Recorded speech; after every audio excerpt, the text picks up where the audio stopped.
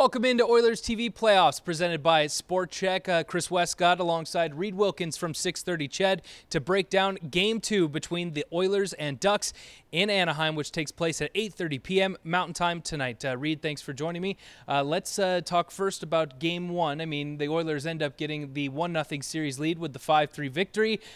We expect the Ducks to come out with a lot of anger tonight, maybe wanting the revenge from that one. Well, two of the hottest teams in the league, if you go back to about the middle of March, second week of March, and the Ducks suffering a loss for the first time in, 18 games, and they had an 8-game winning streak. So I'm sure they're irritated, and I'm sure their dialogue is, well, we played an even game and we didn't get a bounce. I mean, the Oilers are talking about making a play, on a defenseman making an aggressive rush and it paying off. I'm sure the Ducks are sitting there saying, well, that's our game, but they got a lucky bounce, right? So, I mean, they're going to be refocused and I think really energized to try to tie the series. I expect another close fight tonight. Before we break this one down, we'll go for an update from the Honda Center from Tom Gazzola.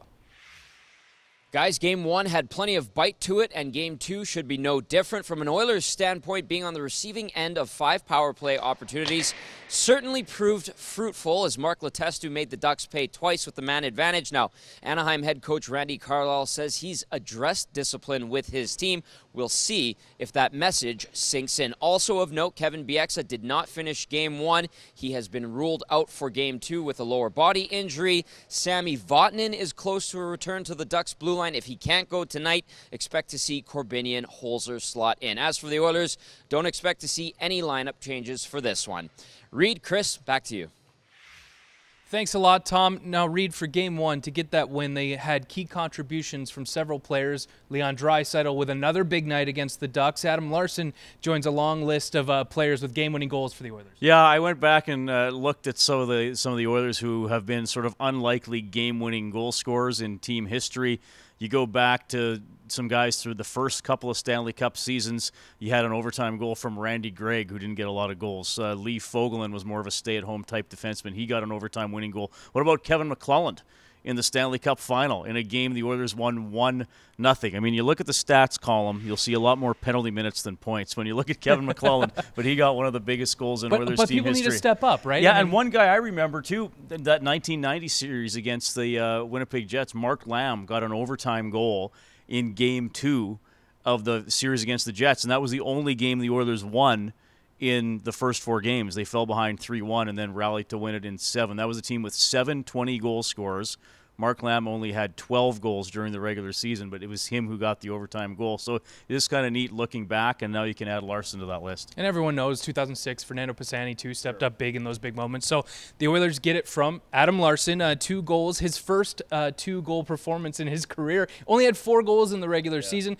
Who do we expect to step up moving forward? I know that we've talked about the second line just needing to get on the score sheet. Yeah, I think that's key because Lucic, Eberle, and Nugent-Hopkins all have offensive ability, and I thought they really played well over about the final 25 games of the regular season. They started to gel a little more. They started to hit the score sheet a little more often, and I do think that line is checking hard and working hard and being responsible.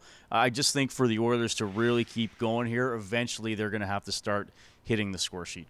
Mark Letestu, another player that came up big, 2 power play goals in Game 1 in that victory. Let's hear from the locker room about how big the power play and staying disciplined is moving forward in this series. If they're going to take liberties on some of our skill guys, we have to continue to score on the power play. Hopefully backs them off some of our skill guys, makes them think twice about taking penalties. But if we're going 0 for 5, 0 for 6 night after night with no repercussions, they're going to continue to take liberties, and we have to, as a power play, kind of step up for the team in that way. It's important, obviously. They have some skill in the power play, and we stay out of the box and play our game will be fun.